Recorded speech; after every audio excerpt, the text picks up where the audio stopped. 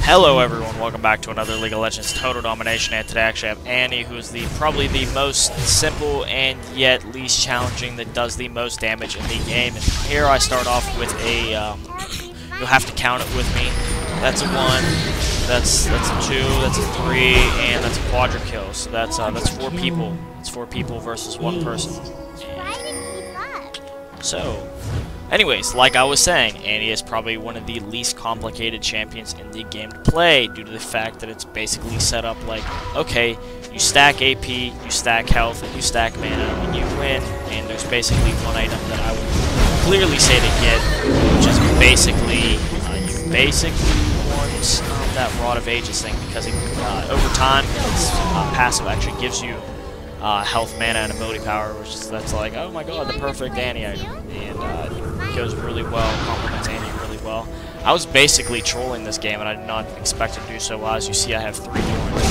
Just like, yeah, I'm just playing around, and I was making fun of Annie and stuff, but the game actually went pretty damn well. And so basically, like I was saying, Annie is one of the least challenging champions in the game to play. I've actually did another League of Legends Total Domination on my channel if you guys want to check that one out. But this one's going to be a little quick one, and basically I'll just review everything really quick and basically give you guys my tips. So basically, Annie is a boss, and she does a lot of damage. And one of the first tips that I'm going to have to give is sit in the back. Sit very, very far back. Q and W, those are your two most important abilities. As you know, your Q is like a lock-on single target hit, and that's a really low cooldown, like 3 seconds whenever you max it out. Your W is also a little AoE, goes out in like a little cone of fire.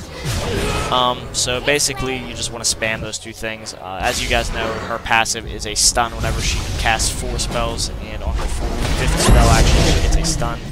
So, anyways, usually what I'll do is if I'm trying to gank someone, I'll sit in a bush and I'll actually just wait to use my, I'll try and, like, I can use my W and my E to get, like, stacks towards this, and I might just use a few of those and sit in a bush and try and gank somebody. Or I might just go outside and lane for a little bit. And as you guys know, laning with Annie is extremely easy as well, since if you actually get the killing blow with her Q, which is extremely easy, she gets all the mana refunded, and just really easy. Plus you're getting stacks towards your stun, but as you guys know, it does count if you hit a minion with your stun, so it'll just reset, and you have to restack all of your stun perks, or all of your stun, you know, stuff back up again, and then after that you can stun. But basically what I'll try and do, like I was saying, is try and save a stun for either an AD carry or the middle. Usually try not to stun a tank, because it's kind of pointless. Or unless they're like a heavy CC priority, like Tarek, and just burst someone down. Basically just save a stun. And really Annie's maximum potential comes whenever she's level 6, because if you land Tibbers, which is her ult, you will deal massive damage.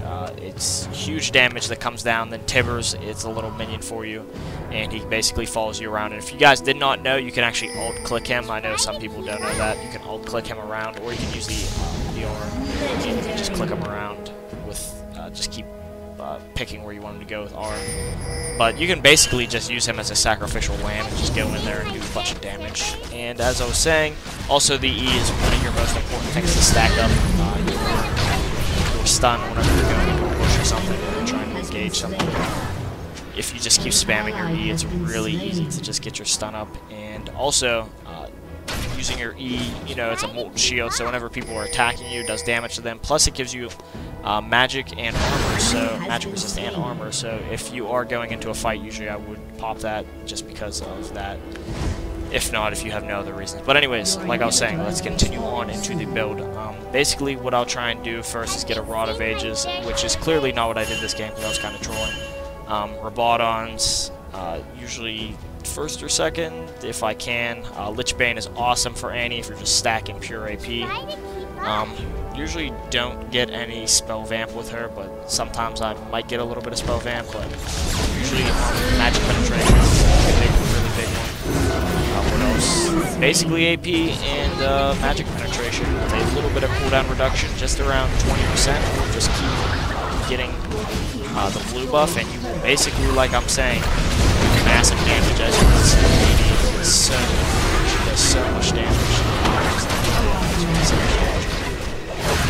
just stack that AP, guys. Stack QW, that R. You can do a lot of damage. So, anyways, guys, peace out. Hope you guys have a, wonderful day. See you guys.